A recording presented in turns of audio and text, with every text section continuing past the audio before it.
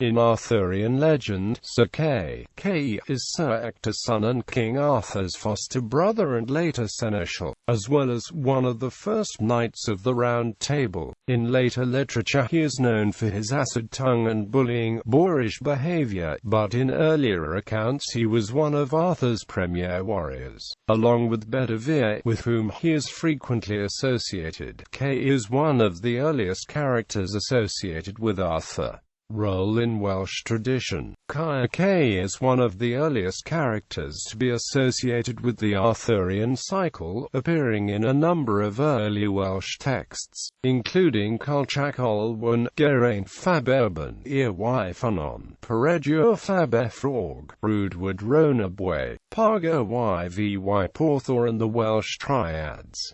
His father is given as Sinna, his son as Geraint and his daughter as Celmon. Before ʻkeɪ's birth, Sinna Senfarfog prophesied that his son's heart would be eternally cold, that he would be exceptionally stubborn and that no one would be able to brave fire or water like him. ʻkeɪ is attributed with a number of further superhuman abilities, including the ability to go 9 days and 9 nights without the need to breathe or to sleep. The ability to grow as tall as the tallest tree in the forest if he pleased, and the ability to radiate supernatural heat from his hands. Furthermore, it is impossible to cure a wound from ʻkeɪ's sword. ʻkeɪ is killed by Gwyddog fab Minister, who is in turn killed in vengeance by Arthur.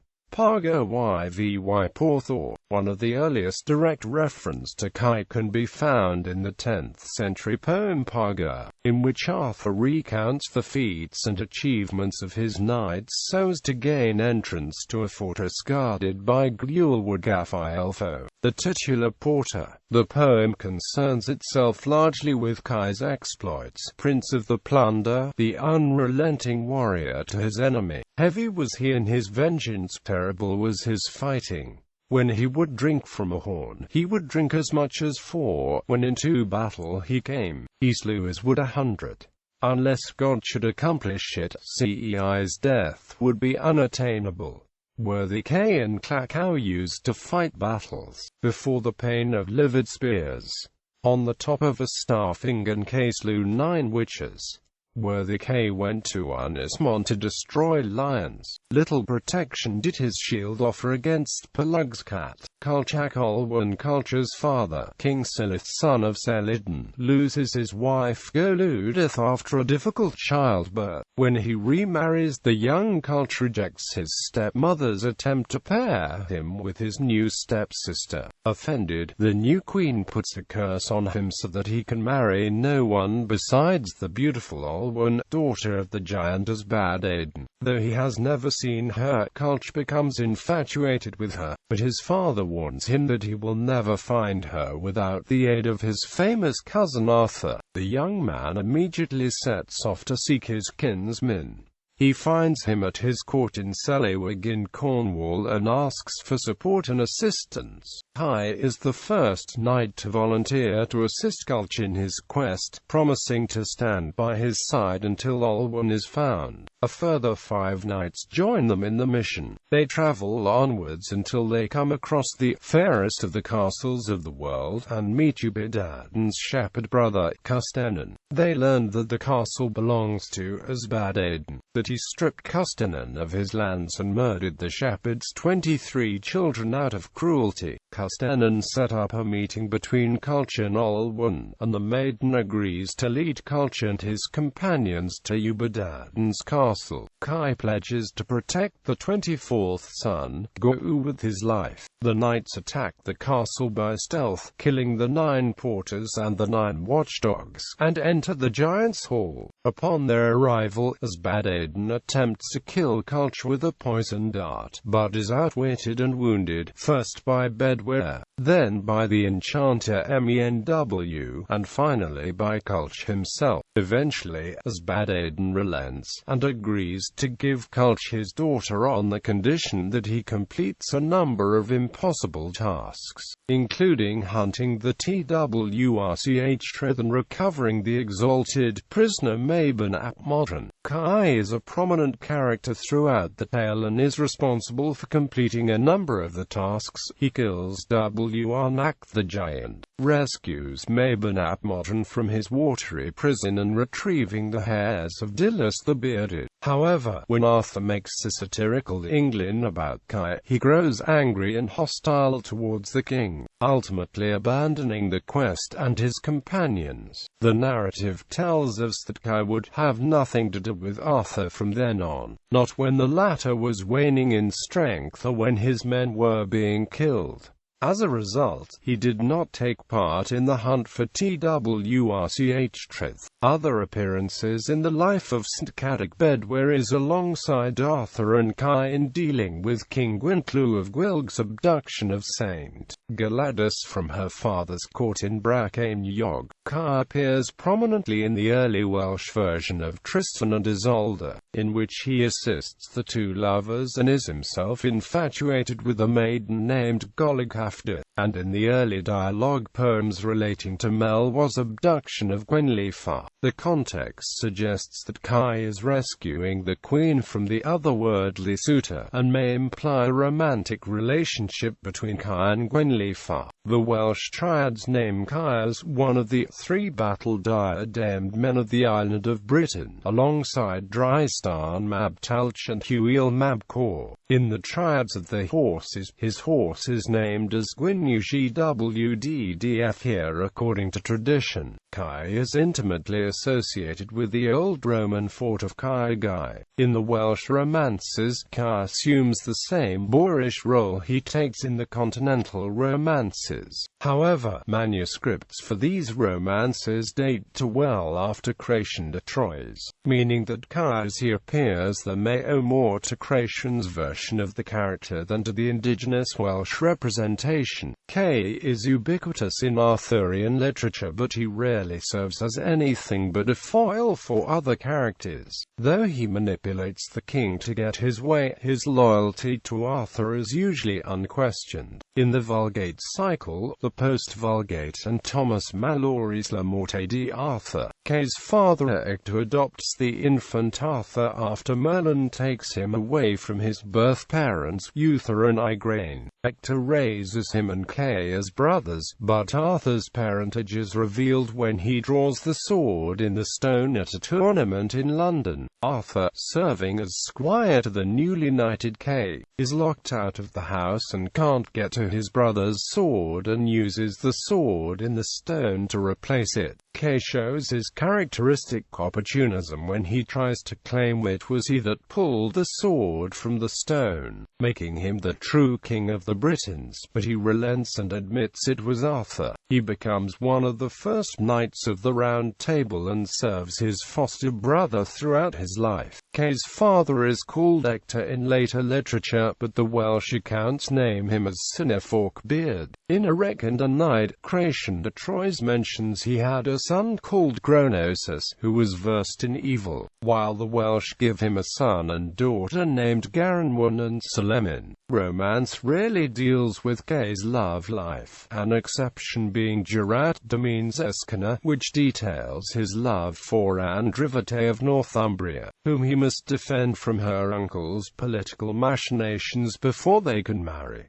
ʻkeɪ in later legend, ʻkeɪ and Bedivere appear in Geoffrey of Monmouth's Historia Regum Britanniae, and aid Arthur in defeating the giant of Mont Saint Michel. Geoffrey makes ʻkeɪ the Count of Anjou and Arthur's steward, an office he holds in most later literature. In the works of Creation de Troyes, ʻkeɪ assumes the characteristics he is most associated with today. He retains his hot-headedness and fiery temper from Welsh literature, but he is more or less an incompetent braggart. Creation uses him as a scoffer and a troublemaker, a foil for heroic knights like Lancelot, Ewain, or Gawain. vain. He mocks the chivalric courtesy of Sir Calogrenant in Yvain, the Knight of the Lion, and he tricks Arthur into allowing him to try to save Guinevere from Meleagant in Lancelot, the Knight of the Car, which ends in his humiliating defeat. In Perceval, the story of the Grail, Sir Ector grows angry with Perceval's naivete and slaps a maiden who says he will become a great knight.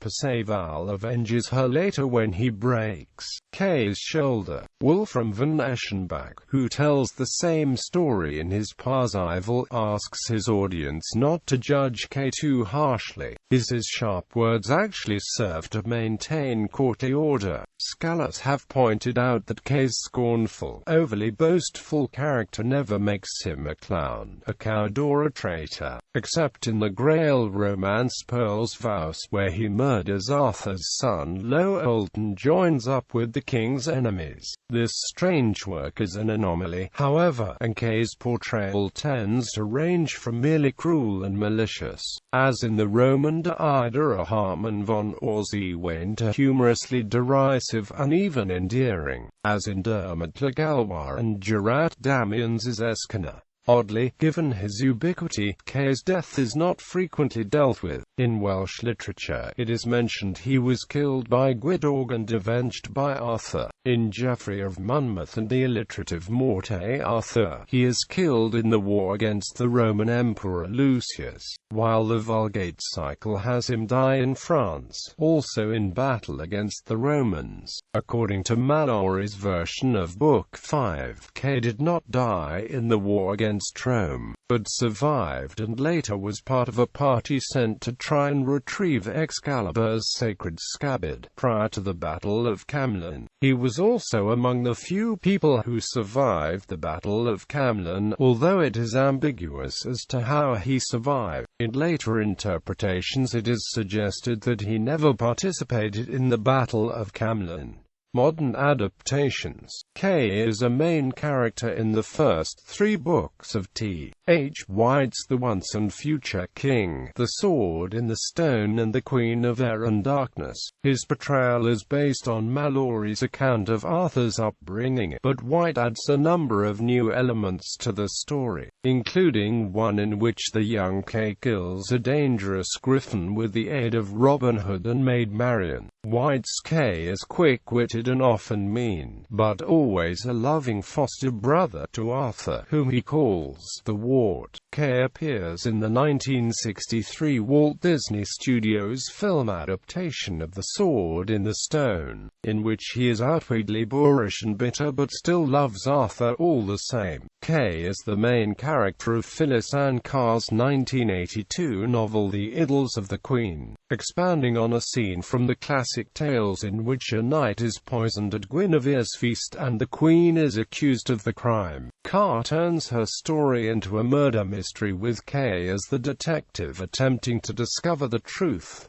In Thomas Berger's 1978 Arthur Rex, a legendary novel, Kay is a somewhat foppish, sharp-tongued gourmand, relieved to be freed from his bucolic upbringing in Wales. He takes charge of the kitchens at Camelot and yearns to make it a more sophisticated court. Arthur good-naturedly complains that Sir Kay is always serving him rich foods, when the king would rather just have simple meals. Kay supplies occasional comic relief in the book, but ultimately fights and dies with honor in the last battle against Mordred's host. In the 1970s HTV series Arthur of the Britons, Kay was played by Michael Gothard. In this version of the legend, Arthur is a Celtic chieftain and Kay is a Saxon orphan, raised together as brothers by an adoptive father, Lud. Amongst the Celts, he is portrayed as somewhat hot-headed and sometimes distracted by female company, but a fiercely capable warrior and Arthur's most trusted and loyal friend. In Gillian Bradshaw's Down the Long Wind series, Kay is Arthur's infantry commander. He is a large man with fiery hair and a temper to match, but with a strong sense of honor and loyalty to Arthur. In Stephen Lawhead's Pendragon Cycle, Kay, spelled Guy, is Arthur's most loyal companion. As a child he had a crippled leg and Arthur Arthur was one of the few who defends him. This earns Arthur his complete and unquestioning loyalty. He dies in the battle against Mordred. In the French comedy series Camelot, ʻkeɪ is portrayed as a rogue centurion and rival of Arthur named ʻkeɪs who refused to follow his troops back to Rome and therefore Celticized his name and was given knighthood by Arthur to end the rivalry. In the 2011 Starz TV series titled Camelot, ʻkeɪ is played by Canadian actor Peter Mooney. In this American-Irish-Canadian adaptation of Arthurian legend, ʻkeɪ is portrayed as a loyal and protective older brother to Arthur. Although raised in a rural setting, he appears educated and somewhat idealistic, described by the actor who plays him as having a world of book smarts, but no practical experience. Sir ʻkeɪ briefly appears in the Season 5 opener of Once Upon a Time, where he betrays Arthur and attempts to pull Excalibur out of the stone to rule Camelot for himself. When he attempts to do so, he is proven unworthy, and the protection around the sword turns him to dust.